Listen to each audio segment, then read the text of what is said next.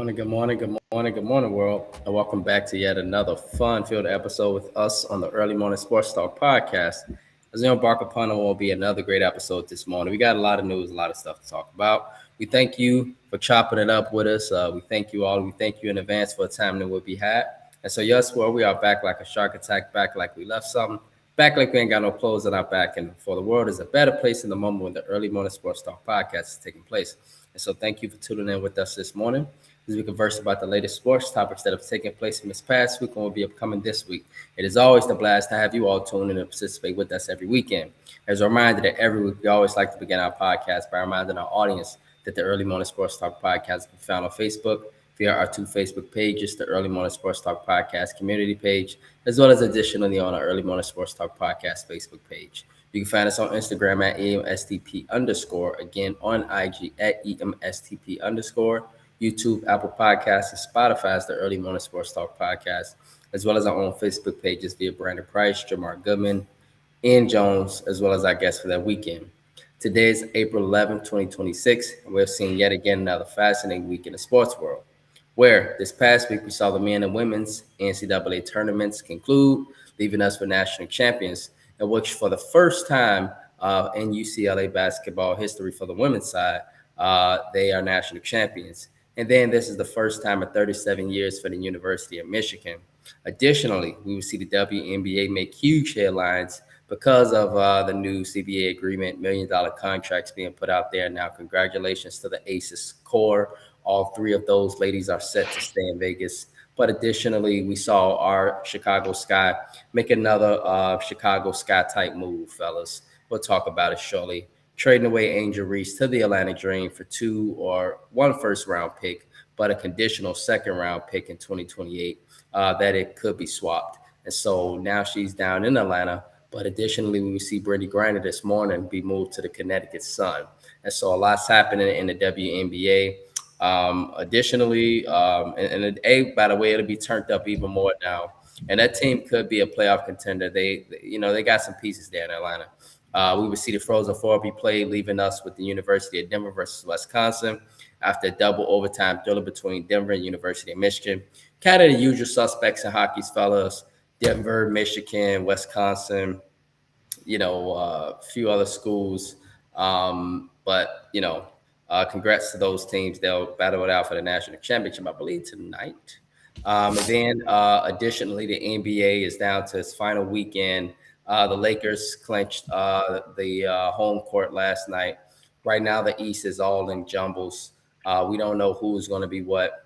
Right now, the Lakers and Rockets are battling it out. So it's a lot to be decided. And then additionally, we still have to decide the MVP race. And so with that being said, introducing our brother from another mother, my party here on the Early Morning Sports Talk podcast, Mystic Jamar Goodman. Mystic Jamar Goodman, good morning, sir. Happy Saturday. How are you, bro? Man, dude, it's not even 8 o'clock yet. I felt like I had a full day already, but no, we here. Let's talk about these events that's just happened. Yeah, I'd had a busy morning too, man. Busy morning, bro. Ian, our brother Ian, our partner here on the Early Morning Sports Talk podcast, and the other brother from another mother, Mr. Ian Jones, aka Rod Tidwell, aka Peoples Hernandez, aka Cowley Watson. Mr. Ian Jones, my bro, happy Saturday. What it do? What's good, guys? How we feeling this morning? Good, Good. bro. Blessed to be here, man. Blessed to be here. All right. And so, fellas, let's get into it. Let's get into it. Men and women's NCAA tournament breakdown. Somebody suggested that we start with Diana Rossini and Mike Vrabel. I told them, no, we're not going to start with that. No, we're not going to start with Diana Rossini and Mike Vrabel. We're not going to do that. They just ADHD stuff. And so I'm like, we're going to focus on the NCAA tournament. Okay. Messy boots. So, Too early to get that messy, man. Way too early. so with that being said, Jamar, bro, on the men's side, University of Michigan, they took care of a feisty Connecticut team. What's your thoughts, man, from this game? First and foremost, for my Big Ten people, finally, we Big Ten is back on top of the men's NCAA basketball bracket. Finally. If anything, I was more impressed with the way Michigan stumped Arizona, um, as opposed to them beating UConn. I mean, I feel like them beating UConn is going to be a foregone conclusion, even though Dan Hurley always has his teams prepared, ready, playing to the final whistle. But Michigan was just outclassing them. But going back to the Final Four, where a lot of people felt that Arizona was the better team. A lot of people felt that Arizona was probably the best team all year, them between them and Duke. And there's people, that were believing that the stigma that the Big Ten can't get it done, haven't got it done since Michigan State. It's been 25 years, yada, yada, yada. They just going to choke this, and that. And the fact that they curve stumped them out the gate and continue to curve stump them, for me, that was a little bit more impressive than winning it all. But of course, nothing beat cutting down the nets, fighting off Dan Hurley and his team. Michigan getting it done. Fab Five there, doing their thing. I'm happy for the Wolverines. I am. Like, they got it done. They the coach, what's his name, May? Yeah, Sean May. Yeah. Is that Mark May? Mark May. Mark May. I'm gonna say I don't think it's Sean. Right, it ain't Sean. That's North Carolina. Yeah, I mean, a phenomenal job that he's done. I mean, we knew that he was a pretty good coach when he took FAU to the Final Four a couple of years ago. The fact that he was able to, bring in, these players that never played together, but somehow bought in, and for Michigan to have the dominant run that they've had all year, early on beating teams by 30, and, just people was wondering, can this be sustainable? Can they actually finish the race? And they did. They did. I don't really have too much more to say, but congratulations to Michigan. They got it done. I feel like the monkey's off the back as far as the Big Ten. Matter of fact, Big Ten, represented on both men's and women's side. And of course, we know how Big Ten has been in college football lately. It just seemed like a breath of fresh air knowing the Big Ten is on top in a lot of these sports here lately. So kudos to Michigan. Yeah. And I just want to add before you go in that I feel like with the addition of those West Coast teams that used to be Pac-10, it's made the Big Ten stronger. It's made it stronger, more competitive. Every game's coming down to the final whistle. These teams are doing good in these tournaments now, these competitions. And so, yeah, big kudos to the Big Ten. Yeah, and what was you going to say, bro? Like Jamar said, shout out to the Big Ten. I had Indiana winning the Natty in football, and now we got crazy Michigan. We got Michigan winning it all. Man, crazy! I didn't know that about this Michigan team. The starting five was all transfers. Yeah. And I want to say as well, fellas, Michigan just looked big. Y'all see how big they are and lengthy and tall they is? Yeah. Yeah, they big as hell. They were bigger than Arizona. I'm like, damn. And they were definitely bigger than UConn. So you knew they was going to be UConn. UConn tried, but they just, go ahead and my bad. I don't want to get into the analysis, man. Yeah. But, man, they balled on. It's basically the best offensive team in the country. That whole tournament run almost all year, but that ain't even how they won the game. They won the game playing defense. Yeah, them come from behind blocks. They definitely D'd up Millender. They D'd up the kid that transferred. What was it, Taurus Reed? That transferred from Michigan to UConn. Yep. Went to the Natty with UConn, lost. Went to the UConn Natty. Yeah, man. So. I see we had a Morgan Park kid on the Michigan team as well. You talking about number 21? Yep. He going Um, to the NBA. He should. At least he should. Crazy, That's man. dope. That man. I guess I probably was gonna save this. I probably was gonna save this question for the basement, but I guess Uh-oh. we could Nah, touch bring on it, bro. we could Bring step it. down in the basement a little bit. Is this the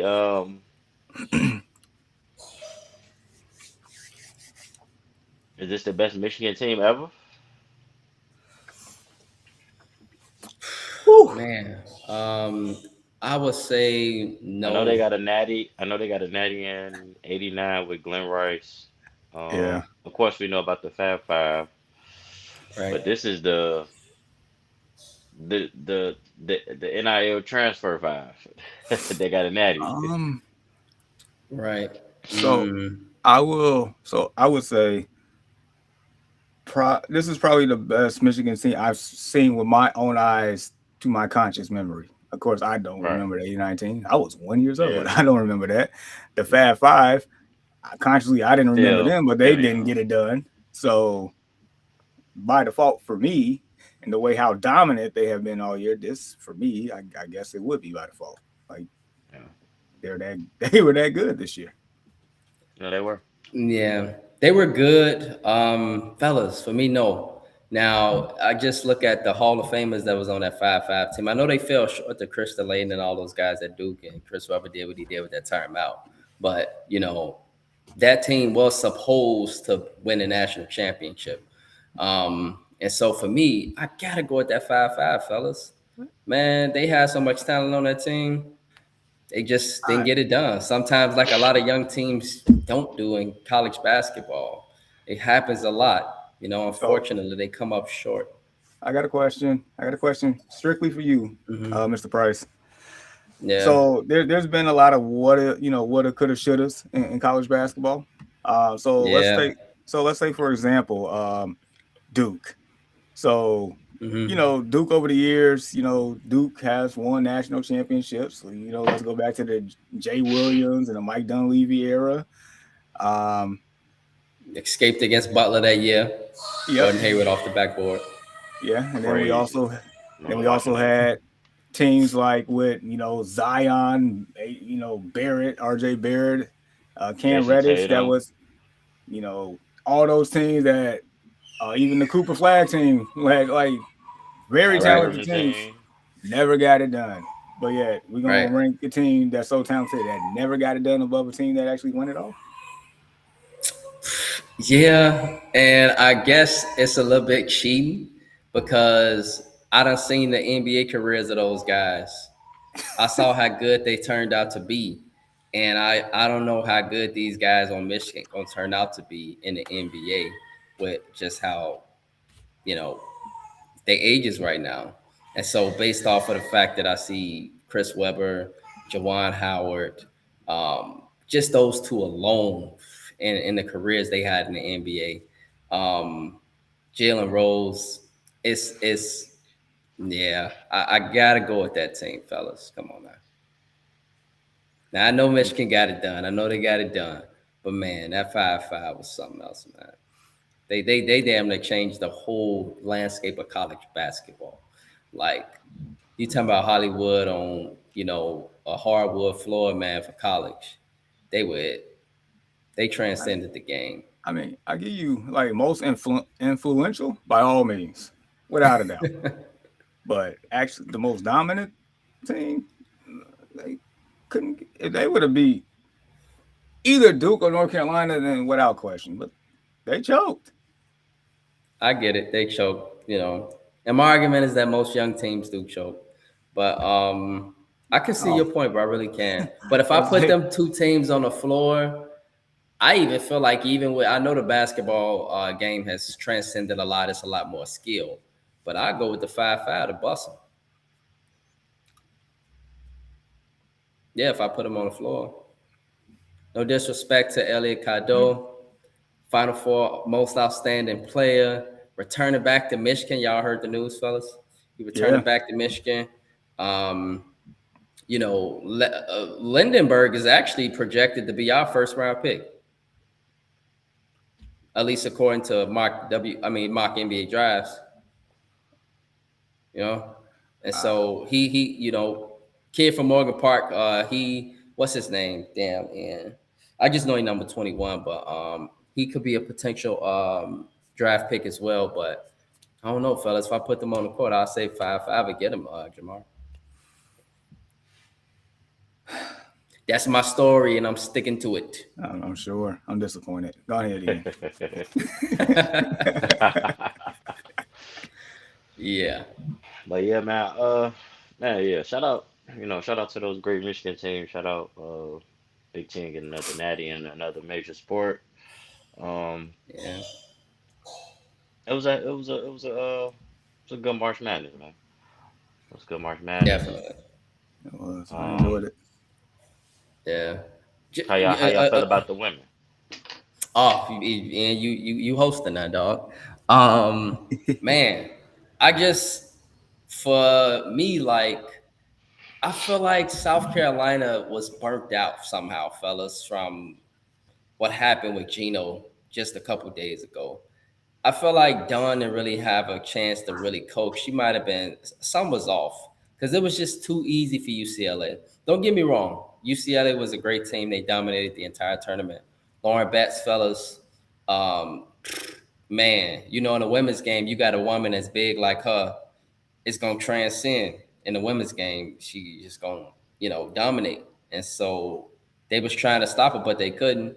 And then additionally, Jacquez, y'all know the Miami Heat forward. He got a sister, Hmm. and Yeah. she played for UCLA, and she'll project the top 10 pick in the WNBA draft. She was killing South Carolina, lethal from the three, lethal. Um, I just felt like South Carolina fellas, like they didn't. I think they also took them a little too lightly. Didn't take them serious enough. And UCLA, they've been getting slept on all year. I feel like a lot of people felt like South Carolina was the favorites.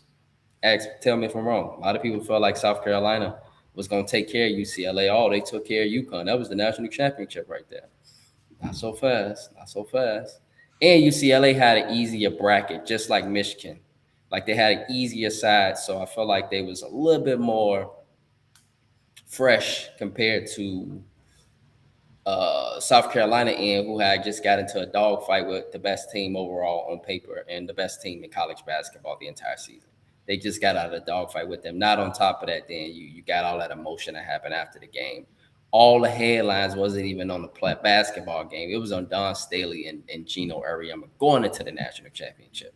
And that generally never happens. So shout out to UCLA, but I feel like that was part of the reason why UCLA dominated the way they dominated. They really, really dominated South Carolina. It wasn't even close. Pretty much. Yeah, I think there's definitely some truth to what you said as far as South Carolina, being a little off, but it's not to take credit away from how dominant UCLA been all year. And I guess if you just look at it from a lens of just the average fan or whatnot, I think UCLA probably didn't get the credit they deserve all year for a couple of reasons. One, I mean, they play out on the West Coast, so a lot of people don't get a chance to really see them as often as you probably would see the UConns or the South Carolinas on a regular basis. Two, I mean, going to the brand of South Carolina, I mean, we know Dawn Staley and what she has done. UCLA has never really done it yet, even though they only lost one game this year. So it's like Just one of really those. quickly, Jamar. Like really quickly, bro. UCLA only lost one game, by the way. And how disrespectful of people like me to dismiss this team when they actually had the second best record in the country behind UConn. UConn was 38-0. UCLA was 37-1. Correct. And yet it was still, you have to prove it to us. That's because the president of how certain teams like UConn and South Carolina has been so dominant over, course of time, especially UConn. It's like one of those to where when UConn, we all know it's like when UConn is like dominant, typically nobody is beating them, usually in a lot of years, more times than not. But things changed. Regardless, I mean, you already pointed out one player that's projected to be a first round player for UCLA. Matter of fact, in the mock drafts, I think I've seen like 4 going in the top 10 Yeah, it's already. about three or four from from UCLA. UCLA, which is insane. I'm like, sheesh, they pretty much pro ready team just out here, BTA. So no, they deserve all the credit in the world. Congrats to them. That's actually part of me is kind of glad because it's something new. It's like, of course, I want Don to win, but it's like if she can't win, it's like okay, well at least somebody new got it done. So it's like cool. So Yeah, yeah. And bro, what's your thoughts from the Natty from the women's side? Um, they were just a better team, man. Um, shout out to Don and South Carolina, but UCLA was just a better team, and I think the situation with Gino and Don happening and that whole game, it kind of overshadowed um the big game, until UCLA and South Carolina actually played, but better team won, man. Um, it was a great season for the women as well. And shout out to the UCLA girls, man. They balled, they did their thing. Um, we know we know down in South Carolina will be back. You know, one of these years could be next year, could be the year after. So they'll be back. But it was just they just ran into a better team, and I think Yeah, with they all the with everything surrounding that game before, I wouldn't say it distracted them, but I don't know, maybe it kind of threw I don't know, kind of threw their focus off maybe a little bit. yeah, man. Yeah. Because I feel like the focus for UConn was there, but you mix it with a combination of things. That big moment, I mean, literally, you going into the game, and the commentators are not even talking about X's and O's, fellas. They're not even talking about X's and O's. Andrea Carter and all them, you Hmm. know, Abubakar. They not even talking about X's and O's. They talking about this damn event. yep. And I'm like, come on, man. Like, you got to be talking about X's and O's here. And I literally said it to my brother. I'm like, man, I'm worried about South Carolina because all this happened and I ain't even gonna be focused to go into the game. And then on top of that, like you mentioned, Jamar, they out west, so nobody ain't watching UCLA like that. They haven't gotten it done yet. It's a prove it moment. And so we done seen a lot of great teams, Notre Dame's and Baylor's. They come up short. They won natties, don't get me wrong, Notre Dame and Baylor. But there's been years where they come up short and they lost one game, So it happens all the time on the women's side. But it was just like, did we really forget that they 37-1? Like, but it was easy to forget because of the greatness of the top, you watching the top 2 coaches in basketball at that moment, and you see them fight, and it's just like, wow. It's like Bill Belichick versus, I don't know, some other great coach, like just fighting on the sideline. Like it'll be Yeah. headlines. Like, you saw what happened? Yeah, and it took the pressure off of UCLA, like for real. Boom, boom, Yep. Let them go under the boom. radar. Yep. All they do is have to come in and play. Mm-hmm. Dang. Yeah.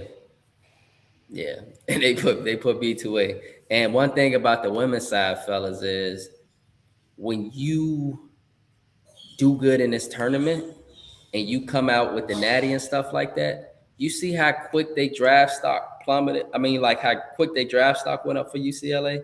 I Oh can yeah, guarantee you, fellas, before the tournament, there were not 4 women from UCLA that was I, projected in the top 10. I would agree with you on that.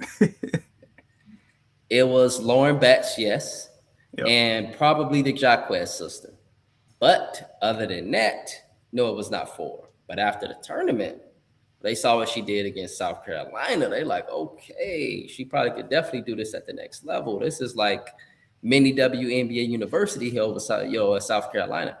And so, like you said, Jamar, they just had to come out and hoop. Pretty much. That's it. They understood the assignment. Yep. They understood. They got it done too. And so, fellas, NBA, man. Jamar, is Victor Wembanyama still winning MVP, bro? If I had a vote, he would, but we're going to see what happens on that. Last night for him he had to play 20 minutes in that last game to qualify for the awards.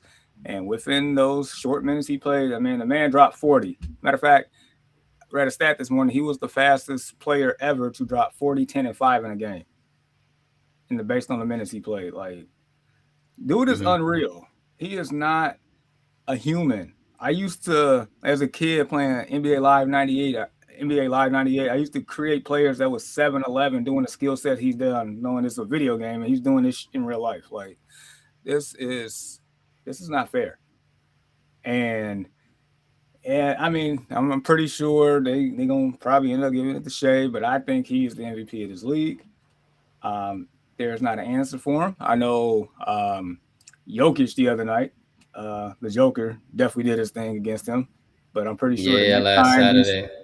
But I'm pretty sure the next time, if they end up playing again this year, I'm sure it's going to be a different story, because every time that Wemby's had a bad game against an opponent, the next time that he's played them, he's made you forget that it was a bad game the first time around. So, yeah, he's not fair. If he's not winning this year, he's damn sure winning next year. Yeah. That Denver game, fellas, I got a chance to see it. I feel like if Victor Wembanyama would have actually played more in the game, he was very limited in his minutes, and I think that's strategic by the Spurs. But he was very limited in his minutes. I think if he would have probably played a little bit more earlier in the game, had a few more minutes, the Spurs could have won that game like they generally do. But Joker stood him up. You're right. Joker definitely stood him up. It took an overtime effort, but they got it done. That was a really, really, really good game. But let me ask you this, Jamar. If out of these two players, between Shea and Wemby, if Shea didn't win MVP, would you feel like he got robbed compared to Victor Wembanyama? If Victor Wembanyama don't win MVP, do you feel like which one? Because for me, I honestly feel like if Shea didn't win MVP, I feel like everybody gonna be screaming. Not everybody, but a lot of people gonna be like, Shea should have won MVP. For real. I don't. Well, for me, I don't like for real. Shea really, really should have won. I don't see that, because I don't think the gap is that big to where we would be, ready to riot and burn down the league office if he didn't win. Last year, by all means, that was definitely his to win. If he didn't win, it was like, okay. But we were sitting here talking about 2 weeks ago that this was a 3 or 4 man race for this award, and that's because of how good the NBA was at the time. Before Luka's injury, we was throwing Luka in the conversation for MVP. So yeah, he wasn't gonna win though. No, but I didn't expect him to win. But he was in the conversation though. Right. So I don't think it would be like that for either or. I'm pretty sure there, like I said, more people wanting Shea to probably win than Wemby, and Shea probably is going to end up winning. But if Shea wins, it is what it is. If Wemby wins, I feel like it is what it is. Like, I don't think it's going to be a riot. I don't think it's going to be that backlash. No, I never. I'm not really saying that hypothetically, bro. But I'm just saying, like, if Shea was to not win, people will be like, wow, compared to Victor Wembanyama, especially after this injury. Now, if we talking he was healthy and he did not get injured, fellas, then fellas, man, that would be like one of the closest MVP races probably ever. But I guess it sucks to see Luka get injured towards the end of the season. K get injured in towards the end of the season, and Victor Wembanyama get injured towards the end of the season. It just in a way kind of tainted the MVP race for me now. And for me, I know it's still going to be a little close because people they know who deserves it. I feel like out of all of them, it's SGA. But I feel like more people would love to see Victor Wembanyama. They want to see. And the MVP award is a want award a lot. It's the best story. Sometimes it ain't always the best player or the most important player. We see that a lot with LeBron and Jordan in many years. But sometimes it's the best story. And the best story in that case is between we're really the two best stories. Unfortunately, it sucks for Cade, but he would have been up there too. The best story is definitely Detroit and San Antonio. Yeah, because heck, Detroit is locked into the 1 seed in the East. Nobody saw that coming at the beginning of this year. And San Antonio is probably going to finish 2 games behind OKC for the best record in the NBA. Nobody saw that coming in this year, but we all expected OKC to be at the top of the league this year. So it's like, yeah, I agree with you as far as, the MVP award is, partially narrative driven. I mean, there's there's voters fatigue and all that stuff that comes along with it. Because, at the end of the day, it's humans voting on this. This ain't robots. So you're going to have. Yeah, you're right about that one. But yeah, it's crazy now. But yeah, I mean, I guess, the stories do matter to a certain degree. I mean, once again, nobody expected Detroit or San Antonio to finish where they're finishing when we started this conversation before, the association started this year. Nobody expected this. I didn't expect this. I expected, San Antonio to be in the playoffs, but I expect them to be 2 games behind the freaking Spurs. And I expected Detroit to progress from last year, but I expect them to have the best record in the league, especially with the New York Knicks being pretty much healthy throughout the whole year. So, yeah, that definitely, makes things more interesting for sure. For sure. And bro, yeah, man, your MVP, I know you was going Victor. You feel like it's still Victor. He did just have 40-15 last night. 40, 10, and 5. Like dominant numbers. Who you feel like getting the MVP, bro? To change, you still got Victor. Because it's gonna be a close race, very close. Yeah, it's gonna be a close race. I think it's still between Wemby and SGA. It's just like you said, they kind of changed the trajectory of it, especially with the 65 game rule and things of that nature. So technically, I mean, it's really only down to these two. Um, I mean, in you guys' opinion, I mean, who else would be even considered for it that has played that many games? And like you said, it's no Cade Cunningham. I know Anthony Edwards didn't miss too many games. Just had to be the brother from Boston. Just the brother from Boston. Jaylen Brown. But I think his MVP race diminished when Jason Tatum came back. So, based off narrative, it's just those two. Yeah. I don't feel like Jaylen Brown's gonna win, but I do feel like he deserves consideration, fellas. He'll probably get a couple based of off votes. based off of what he did the entire year, leading Boston to 2 seed right now in the East, over New York, which you mentioned, and was healthy most of the year. He definitely deserves some votes, and he deserves some votes, Jaylen Brown. Yeah. Yep. So, he deserves some votes. Yeah. Jaylen Brown, votes for sure. Definitely deserve votes. I feel like he won't ever win the MVP for other reasons, but that's another. Same reason why he wasn't on the Olympic team. Yeah, for sure. Yeah, man, he be shortchanging these brothers, man. Pro-black, especially Jaylen Brown. Right, as you took it out of my mouth, literally. Pro-black brothers. But fellas, based off of the East right now, Jason Tatum, what is it? He basically, I'm watching the Knicks and Celtics the other night.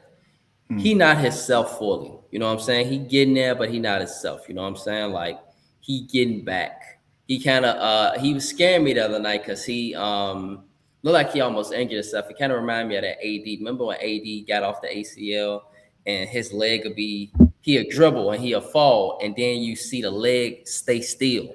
It don't move. And I'm like, oh shit, is he injured again? I'm like, no, not again in New York. This happened last year. But he wasn't injured. But yeah, you know, it's the same injury that literally happened to him last year in the playoffs in New York. And I was just looking at the game. Boston played him well without Jaylen Brown. He didn't play. And so I'm curious, fellas. Detroit is tough. Boston is hanging around with everybody, and they don't even play all 8 players, and they still hanging around with everybody. But New York, fellas, New York is interesting because they I just feel like they kind of was saving themselves for the playoffs, if that makes sense. And for guys like Josh Hart, kind of remind you of John Starks, they don't care about nothing prior to this. They just care about April, May, and June. I mean, we'll see. I mean, Knicks set the bar high for themselves, especially based off of moves they did in the offseason, particularly the head coaching spot. So I mean, we gonna see where the chips fall when it's time to cash in. Because in order for them to get back to where they were at least at last year, they will have to go through Boston. They will have to, because I don't anticipate Boston losing to the combination of Orlando, Philly, or Charlotte. So even though the Charlotte one is a little interesting, but so yeah, they gonna have to get through them again. Can they do it with this Mike Brown led Knickerbockers team? I don't know. I just know they better. Right. Or you gonna have riots outside of Madison Square Garden talking about we want Tibbs back. Right. But I mean, like you mentioned, Jamal, you mentioned a couple of weeks ago, Atlanta's been hot. They've been one of the hottest teams. And wouldn't that be crazy, bro, if the Hawks knocked off New York in the first round? They wouldn't play though. Yeah, they wouldn't play there enough. Well, oh no, Atlanta's in the 6, fellas. I thought Atlanta's in the 6 and New York's in the 3. As of right now, Atlanta's in the 5. Yeah. Okay, who's in the 6 right now? Toronto Raptors. So okay, the Raptors. Okay, because the Raptors lost. Yeah. Okay, I was looking at the standings on Thursday night. Okay, and so. But shout out to Atlanta because they did officially clinch a playoff spot and not a play-in. So I don't think we saw that coming entering this season either. Nah, not at all. Especially with the trade and everything like that. Yeah, right. Is that addition by subtraction? 7-3 in last 10. Yeah. Yeah.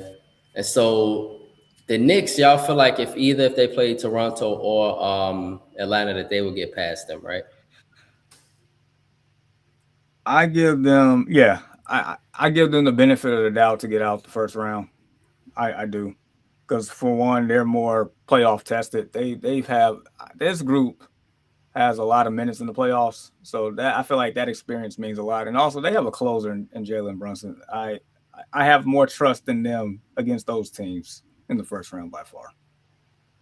Right. So the Knicks will heavily be judged by this. If they make the second round, that's what they're gonna be judged off of. Okay. Yeah, but I mean, that's the NBA. And y'all got anything else from the NBA, fellas, before we move on to the W? The Bulls suck. Yeah, shout out to the Bulls for letting go of the GM finally. Oh, thanks for bringing that up, Ian. Thanks for bringing that up, bro. Yeah. Why do they still want to keep this man, Billy Donovan? Y'all heard Jerry Reinsdorf? He went out and publicly stated Michael Reinsdorf, excuse me, not Jerry, the son now. He went out and he publicly stated anybody that's coming here, they better embrace Billy Donovan as the head coach. You better embrace him. Get used to him. So He all right. publicly stated that, which means there's a lot of affection he got for that brother Billy Donovan.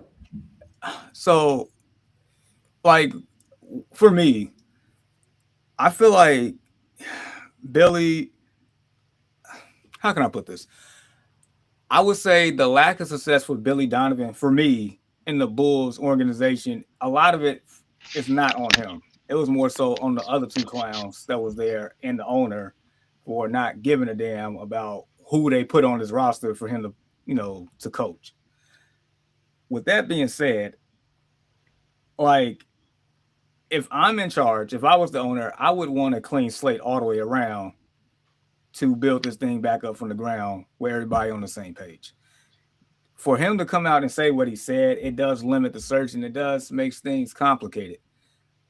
But there is still a scenario where Billy Donovan's not there because Billy Donovan didn't say that I would come back either. Right. Based off of what he said last night, and I don't know if you guys saw the headlines on ESPN, but he doesn't sound like he's too excited. He sounds like he's like, hey, I understand he embraced me, but yeah. I mean, to be honest, like Billy Donovan came here, he didn't come here for a rebuild. He came here to like get the team further along. And yeah, in the first year where the Bulls was, kicking butt until Alonzo Ball's injury and everything went downhill. And then all the dumb decisions that the team has made since then. I mean, they kind of like put him in a rebuild situation that he never asked to be in. Right. And that goes back to, I feel like his lack of success is not, I feel like majority of it is not his fault. It's just not. He just happened to be wrong place, wrong time. You could say the same thing if we went football terms. Justin Fields to a certain degree. Like Justin Fields was not put in the best position to succeed here in Chicago. They was obviously tanking. They didn't want to put nobody around them. But nevertheless, that's neither here nor there. But it's just give an example of how you can be as great of a coach or a player or whatever the case may be. But if the environment is toxic, then it's like, what do you expect the outcome to be? Right. So I don't have any ill will against Billy. But at the same time, it's like I would want a clean slate too, just all the way around, including the owners. Like y'all can go fly a kite somewhere. Yeah, the GM, man. I guess they thought, hey, we did what we did in Denver. It's gonna work.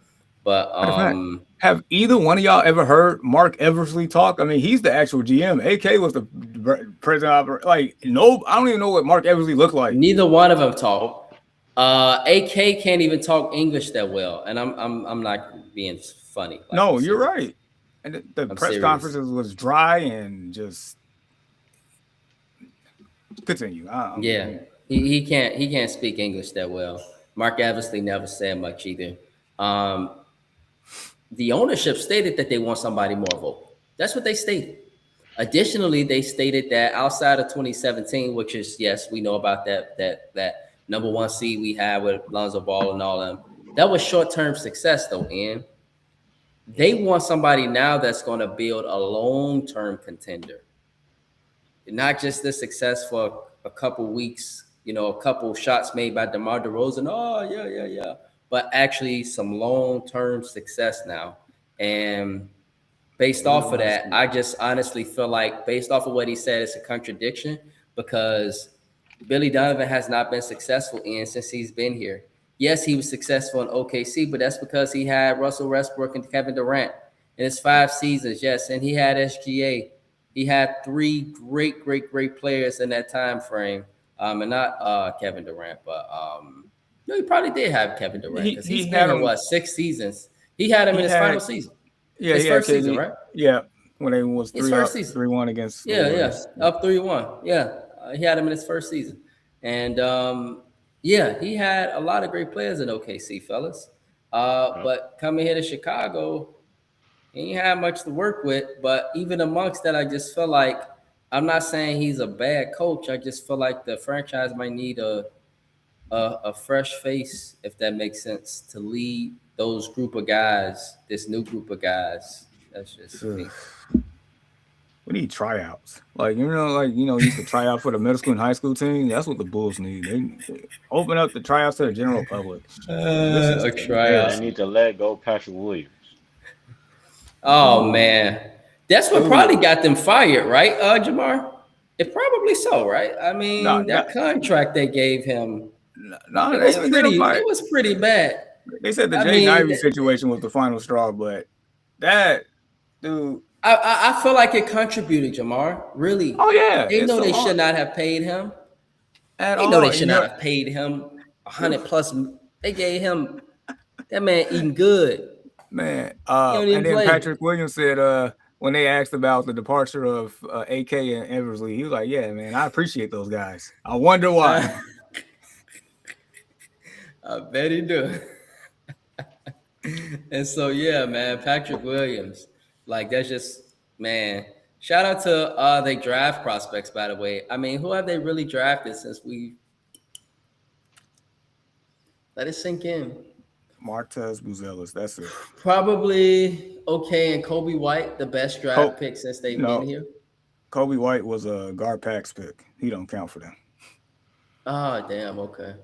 And so like outside of that, okay, Buzelis. That's it. And but I'm gonna go here, fellas. Remember last year at the end of the year, the Bulls were hot, fellas. Remember? Y'all remember? Remember Kobe White was torching shit, Jamar? Torching shit. I think they were on like a I forgot how many games they won out of the last 15, but they were hot. And Kobe White was like Eastern Conference Player of the Month, maybe 2 months in a row, if I'm not mistaken. Torching shit. So coming into the season, we had expectations. Like I expected the Bulls to be better than what they were. I'm not saying I was expecting them to be somewhere they'll be, same ballpark, usual, as you always say, in same ballpark, playing shit like that. Playing Miami, stuff like that. On the lose. I expected that. But when you started out at 5-0, I'm like, all right, the Bulls playing fast. You know what I'm saying? Josh Giddey was balling at the end of the year last year. We was sitting here talking about like, hey, are we gonna actually, buy the package to watch these Bulls? We talked about that briefly. We're like, nah, let's wait it out a little longer just to see if they, sustainable. And as soon as we talked about it, it went downhill quick. Yeah, fellas, y'all know I remember every word as the host. It was you, and you stated it specifically. We were talking about it. You like, pump the brakes. Let's watch it for a little bit longer. It's early right now. They was undefeated. That's why I said I'm not turning them on. I'm not gonna pay attention. I'm gonna just turn my head with my eyes closed like this. And then in the next couple weeks, they was back to the Bulls. I was like, yep. Right. It's a wrap. Yeah. And I mean, Jamar, your exact words was, I'm not going to buy the subscription yet for the channel because I want to see more. The exact words. And yeah, turns out, as soon as y'all said that same week, everything just started to plummet for the Bulls. And, you knew once they did that trade, you like, yeah, what Jamar and Ian has been saying for years now is finally coming to a fruition of a rebuild. And they finally tired of having this play-in crap and being somewhere 9-10 seed, but they want to build a long-term winner now. And so they do. I guess in this case, fellas, I hope that they do. It's gonna be a little bit of pain in the process, but you gotta do what you gotta do, And the last thing I'll say to close all this, so the Bulls have their number one in cap space entering the summer. And for what people are saying, for some reason it is a desirable job because I guess the mindset is whoever comes in and turns around the Bulls, would have a legacy forever type deal. Get them back to back to the glory days of what made the Bulls brand around the world per se. So it's like you have the money. That's gonna take another Michael Jordan, and we ain't getting that. Mm-hmm. We don't get that. But check. We don't get that twice in a lifetime. Right. You definitely don't. You definitely don't, fellas. You definitely don't. Um, I got a couple more things, fellas.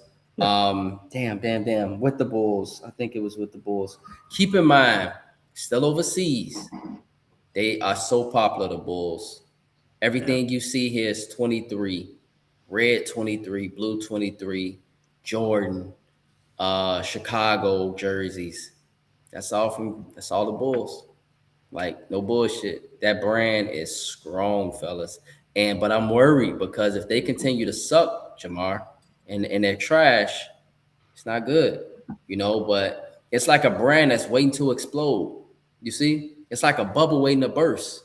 Because that brand is super popular. When you come out of the United States, it's super popular.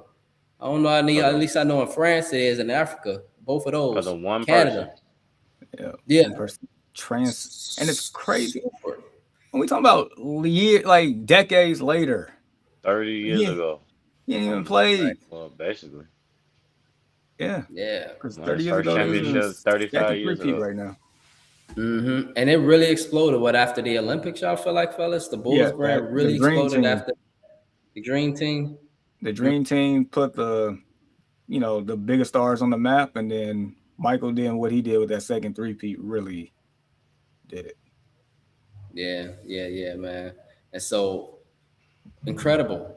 But fellas, speaking of greatness, LeBron, man, I know they ain't gonna do much, but he looks great at 41, fellas. The man looks freaking incredible. Like, I just wish he defended more, but I guess he got to preserve himself for offense. And we'll Yeah. see, him give more effort in the playoffs. But he'll give more effort defensively in the playoffs. But man, the dude looks great, man. But let me ask y'all: do the Lakers even win a game in their first round series? Yeah, Maybe they get gentlemen swept. I both of you know how I Depends feel on about. Go ahead, yeah. depends on who they play, but um it depends on who they play. They could go to 5, 6, or maybe even 7, but depends on the matchups. And but I don't think they're gonna do much in the playoffs, honestly. I mean, with losing, I don't know if AR is coming back at all. I don't think he's Same. gonna come back in time. Not in time for them to win I anything. don't No. know about I don't know about Luca either. So I don't know. I mean, they can't. You're not gonna be able to depend on the 41-year-old LeBron. Yeah, he's doing some good things, but um, nah. Gentlemen swept, Yeah. maybe 4-2. Depending on the matchup, though, they could get a favorable matchup and maybe win the series, but it just depends on the matchup. But me personally, I don't see it. Um, Right. I mean, if they would So have won the series, and that would be like incredible. With a yeah, 41-year-old LeBron, that would be incredible, man. That's an asking a whole lot, but it would be incredible. That would be freaking incredible. I don't think we ever see that. yeah, yeah, so I mean, as it stands, the Lakers would play the Rockets in the first round, which I feel like that'd be a more favorable matchup for them, considering they have beat the Rockets I think at least 3 times this year. They do have a chance to get to the three, which if they did, they end up playing Minnesota, which I think would not be a good matchup for them. no, Um, Yeah. because they got a YN and Anthony Edwards that don't give two bleeps about anything, and that they'll probably run up the pace on them, and that'll be a wrap. But I think LeBron, and you both of you know how I kind of feel about the guy, but I can't say that he's good enough to win you at least one game for sure. Because he's at any given point, he can, he still could be the best player out on the floor for stretches at times. He definitely can. I give him that. Mhm. It just goes back to the two biggest things for me with the Lakers team. One, can you defend at a high level, at biggest stretches and points and times in games, which, you know, overall, you have not shown it lately. A little better than the beginning, but still not there. And then two, consistent shooting? Is it there? Like, yeah, I know you traded for Luke Kennard, but that's only one player. I mean, you're missing other two guys that can light it up from behind the arc. So it's like, I don't think you want to get into a shootout with any one of those teams, even though Houston is a better matchup for you. But still, I mean, you're going against another Hall of Fame player that easily is considered the best scorer in this league's history. So it's like, do you want to get into that? So it all depends on the style of play as well, because JJ Redick, he is a brilliant basketball mind, in my opinion. He's definitely smart out there. So whatever he does in any one of these series, it has to be very methodical, because if it gets into a track meet or a running gun type style, a fast break type game, goodbye. Sayonara. Right. Any one of those teams go up 20, goodbye. Right. Now, if they get up early against the Lakers, yeah. And JJ Redick, he's known. If things ain't going well, he take you out. And that's why y'all see so many blowouts with the Lakers. You be like, damn, they got their ass whooped. But that's because JJ Redick could pull you out if you ain't giving effort. Yeah, he's made that known. Yeah, and that's why he got into it with Jared Vanderbilt the other week or the other day. I saw that. Yeah. They got into it because of that. And so he's known to do that. He is a brilliant basketball man, but I do wonder if there's some dysfunction in the organization, fellas. And I'm curious to know, and I'm just kind of looking ahead here. Post LeBron, are you keeping JJ there? You know, like post LeBron, because him and JJ Redick was doing a podcast. I remember, fellas, during the pandemic before. You know, so obviously LeBron had a big say so in the hiring of JJ Redick, and so you know with Luka going forward, which for me, I know everybody loved Luka, but his health is a super concern for me. I hope he'll turn out to be an 82.0. So, but maybe that's going forward, let him go. Yeah, going forward, man. Do JJ, you know, go ahead, Jamar. I think you keep. For me, I would keep him because he's one of the people that actually holding mofos accountable. Like, so if you get rid of, if LeBron walks, and let's just say they say, okay, well, LeBron's gone, we don't need you here either. Now the narrative, if it's true or not, it's gonna look like, well, Luka's a coach killer now. And we all know how that narrative goes. Like with the star player, the team don't do right.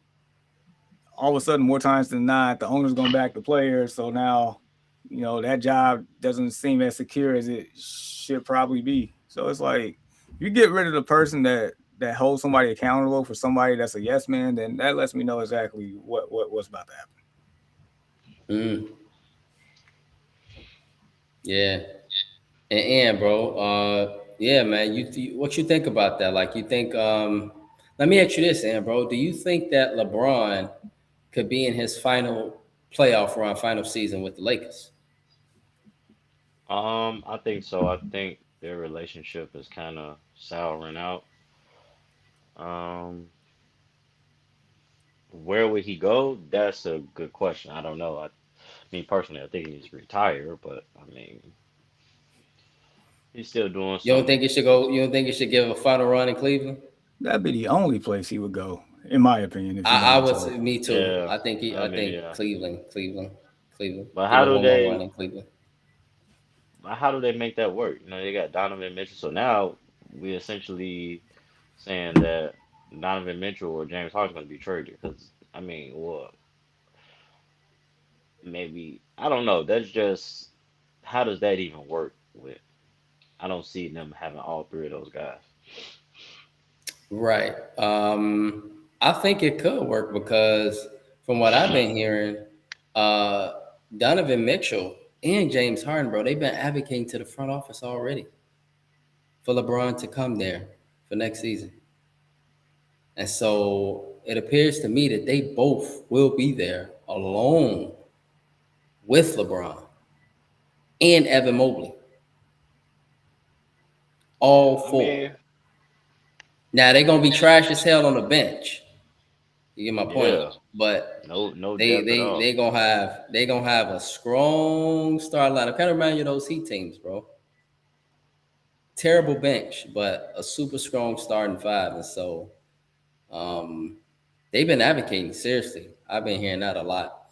And so in regards to them doing that, they have to let go of a lot of those role players, Max Struss, um, Dennis Schroeder, uh, you know, a couple guys like that.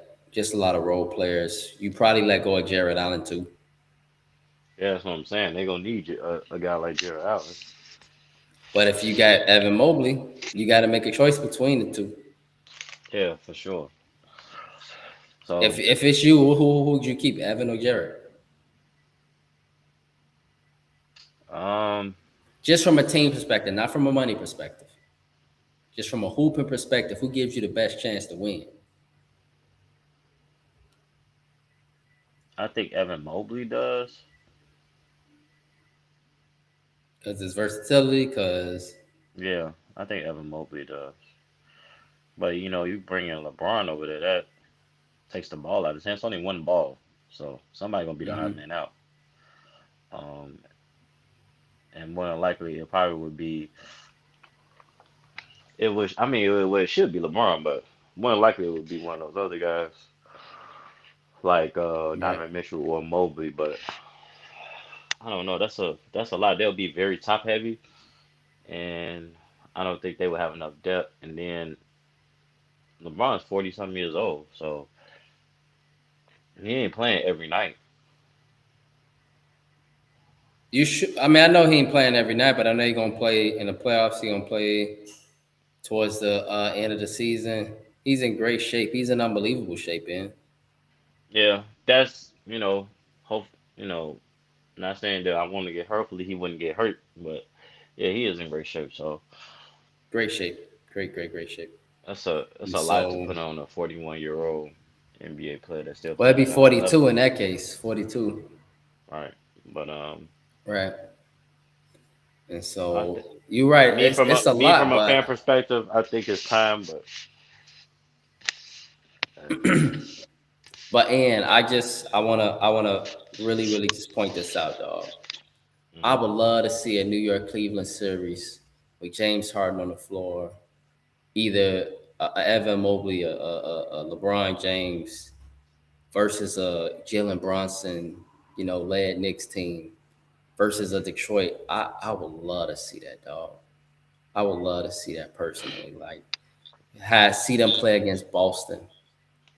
Like I would love to see that. And LeBron in his final run and the possibility of making the finals in his final run. Yeah. And honestly, if that roster's with LeBron in Cleveland, I'm going with Cleveland over everybody in the East. For me, yeah, Mm, just for me, yeah. I know this Detroit and all of them is nice, but I don't know if they will have enough. I don't know if they have enough to beat LeBron, because he'll have a lot of help on his side at that point. Um, and so, man, you know, but you feel like he should retire, right? And you feel like he should hang it up after this. yeah, I think it's time in a sense. Yeah. That's my guy though. Hmm. I think it's time. Yeah. Yeah. So, yeah, man. I enjoy watching LeBron though, man, because I enjoy seeing like this age ain't nothing but a number type thing, bro. Like Yeah. the man doing shit is like incredible, bro. Like it's like, man, like what? And so, yeah, bro. I don't know if you got anything for the basement, man. Um, Jamar, he's away. Um, well, I had my question earlier for the basement with the Michigan question. Right, right, Um, right. Yeah, yeah. And so, in this case, bro, any final thoughts or shout outs, bro, as we head into the weekend? yeah, it's gonna be a pretty decent weekend out here. So everybody enjoy the weekend. Be safe, stay prayed up, stay blessed. Um, God on your side, anything is possible. Yes, sir. Um, got the NFL draft coming up. Um, Mm-hmm. WNBA is Monday too. yep. Oh, we didn't talk about Andrew Reese. Yeah, man. Yeah, We didn't, and yeah. so, How you feel about the Andrew Reese trade before we get out of here? man, bro, I feel like the Sky they didn't give her a fair deal, in my opinion. Um, Got two first you rounders know, for her though. yeah, that's good. That's good. That's good. Um, but the second 2028 is conditional. It could be swapped. But Mm, the highest of it'll be a second round pick in 2028 if it's swapped. So it ain't like it's super, but it is a first round pick technically, right? The swap link is very unlikely in. It's very unlikely. So because why would you swap a first round pick for a second? You just wouldn't do that. But anyhow, uh, man, I just see now in Atlanta, bro, all the Instagram followers that went up. My sister who lived in Atlanta, she is Chicago. Well, she was a Sky fan, but now she an Atlanta Dream fan. She lives near Atlanta. Oh, Brandon, we gonna go to the games now. Oh, really? So mm. like you see like just everything in Atlanta just turned up now, bro, because of Angel Reese being down there. Um, the Sky done let go of so many good players, man. I even go back to Elena Della Don. Like she left the Sky, won a championship. But even before her, Sylvia Fowles, fellas, who went and had a dynasty in Minnesota. You know what I'm saying? MVP of the league couple years, WNBA Finals MVP 2 times. They let all these players go. You know, um, you let go of even last season that started the anger for Angel Reese when you let go of Kennedy Carter, who was killing, fellas, who was killing, and you let her go for what, really? You fired Teresa Weatherspoon for what, really? Like for what? And so the Sky organization, man, it's one of the girls in that you graduated with in '09. She married the LC, little chocolate Oh, from the football team. um, Nisha um, Brown. yeah, yeah, yeah. Her and her mother are big Chicago Sky fans. I don't know if you know, big Mm, Sky fans. They be at like damn near all the games. And like her mother posted like she done with the Sky. Like mm, but she didn't say she done. She said she want to see what they do in the draft. And yeah. so, you know, but I do I don't like the trade, honestly. I wish they would have kept her.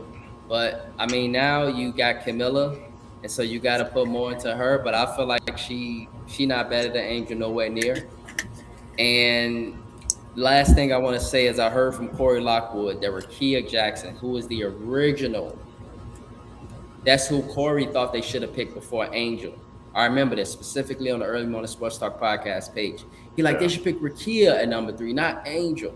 I'm like, okay. But they ended up picking Rakia at number 4. I mean at number 3, and then Angel at number 4. But she could be rumored to come to the Sky. Not saying that she would help us win much, but I don't know. I don't even know how I would feel about that trade either. I just feel like you should just continue to tank, in my opinion. But Yeah. yeah, Jamar. Whew. Terrible organization, huh? They a bad organization, the Sky, man. They Yeah, always letting go all their good players. yeah, you hinted at it. I was gonna mention that part. All the great players over the years. Heck, I think, man, you think the Chicago Bulls are bad? I mean, this organization is right up there with them. They got a Yeah, championship yeah. recently though. It overcame all the flaws that was still going on behind the scenes, and there was a lot of shit going on behind the scenes too. In And spite I of the learned organization, they that won. in spite of the organization. Keep in mind that when they went into the playoffs, saying nobody had them as a favorite. Nobody. They just surprised everybody and got hot at the right time, sort of like some NFL 05, 01 Ravens type stuff. Like, oh, out of nowhere they hot. That's what happened with the Sky in the playoffs that year. Man, Yeah. oh boy. I do have something for us though, real quick. If we want to pivot over to that. Go Yeah, ahead. go ahead, bro. All right, so this is going to be I guess a workshop for you gentlemen here. This is going to be a group effort for you two. So I saw a reel the other day, and it kind of triggered my thought on all this because it kind of pissed me off. Somehow there was somebody, it had to be a young person, debating if the 25 Thunder is better than the 17 Warriors. I'm sitting here like, you got to be kidding me. Wow. But yeah, that blew my mind. But for you gentlemen, I want you, the last 5 NBA champions, I want Look you at to the screen. collectively.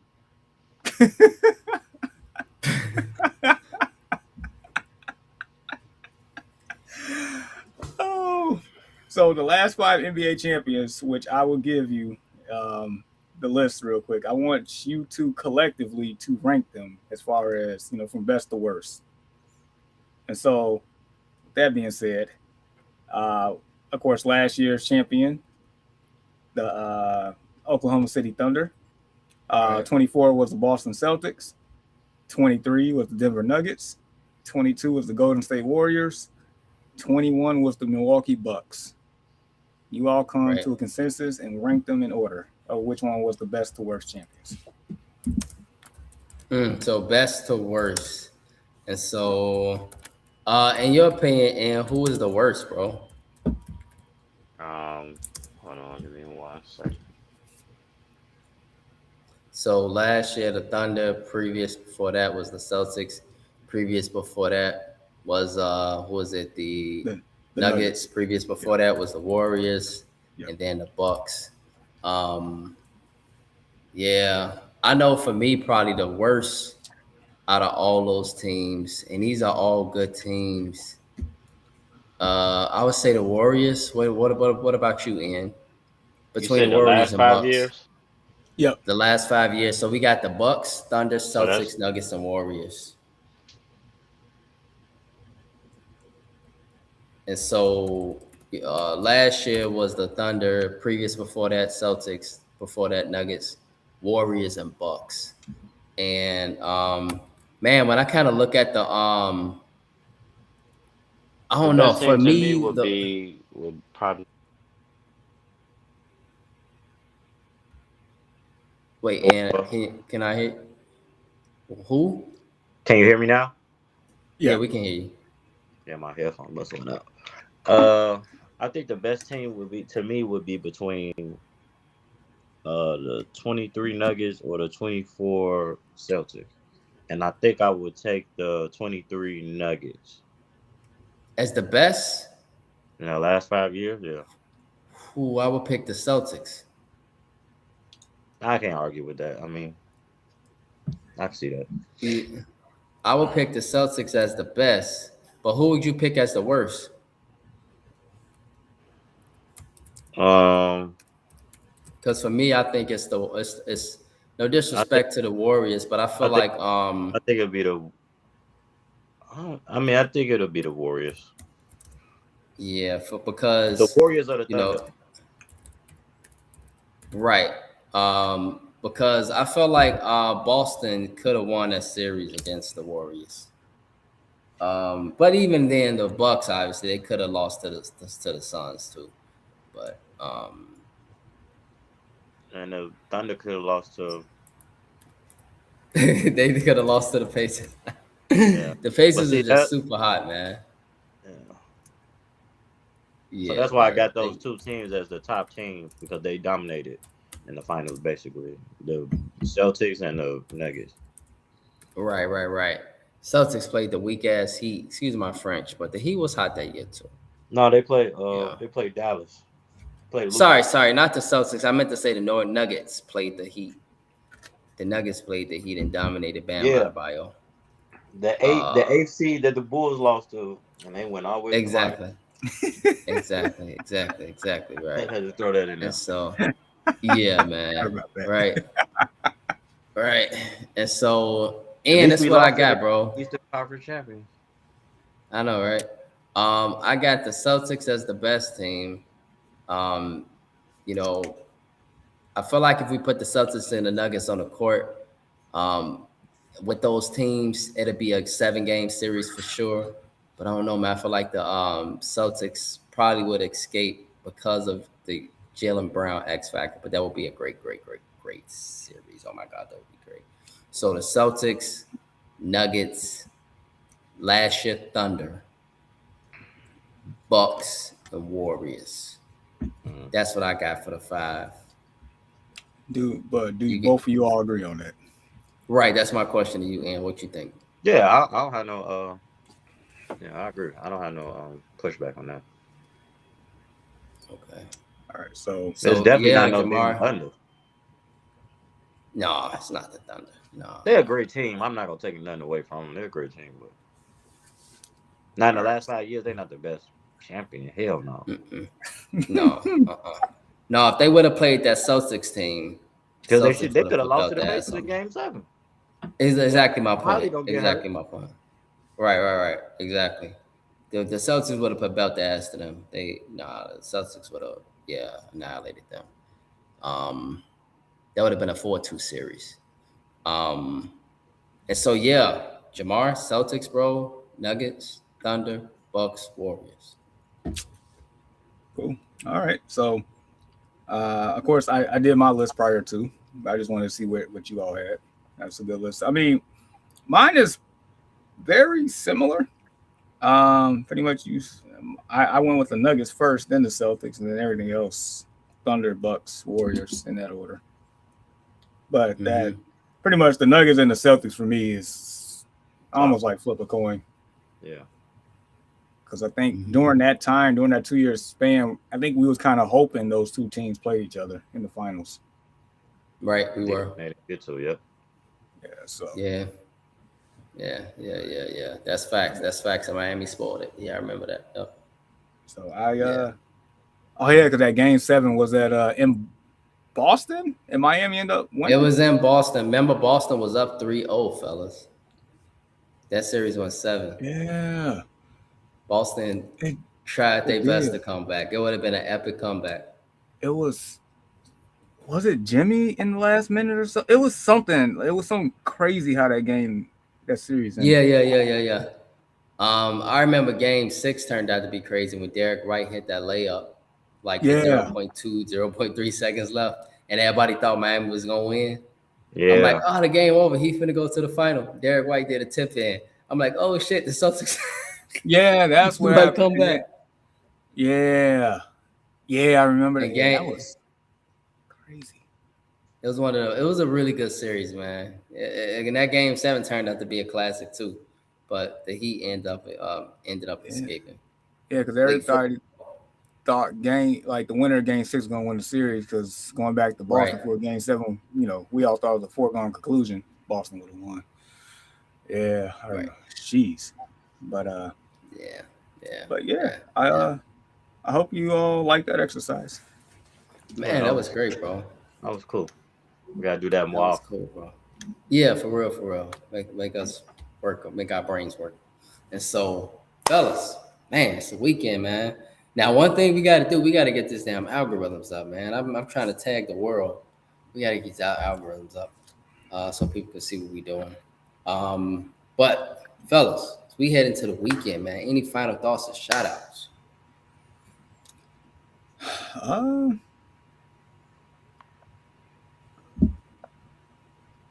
don't know. I'm going brain dead. No, I'm playing. For one, I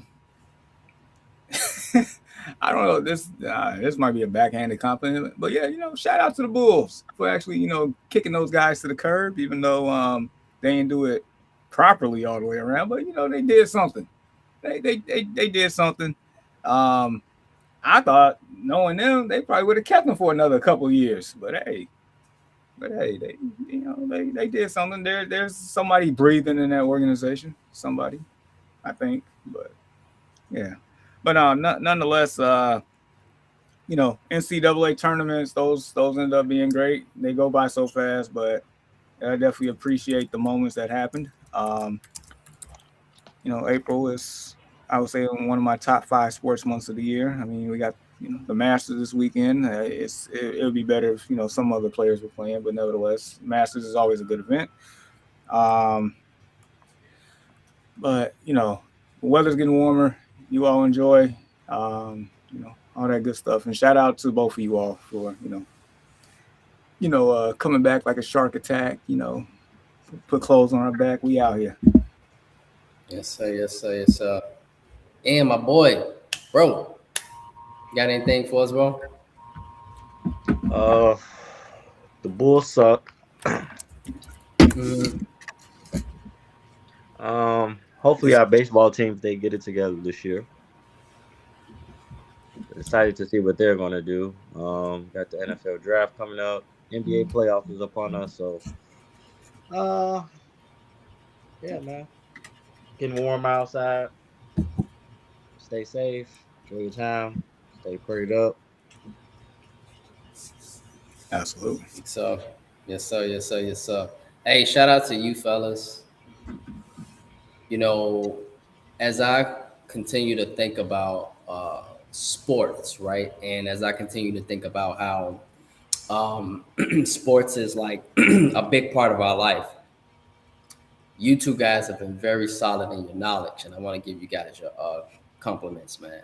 Jamar, shout out to you, my bro, for pointing out the Big Ten prior to the tournament, and how we got a Big Ten champion on both the men and women's side now due to that West Coast Yeah. team. Yeah, right. And so, Right. All three major sports.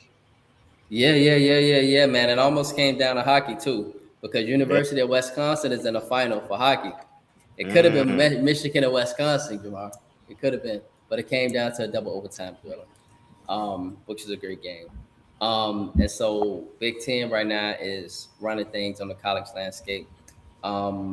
But you guys mentioned the drafts. WNBA draft is on Monday, and so I'm excited to see what the Sky do, and see if what moves they make to try to build that organization up.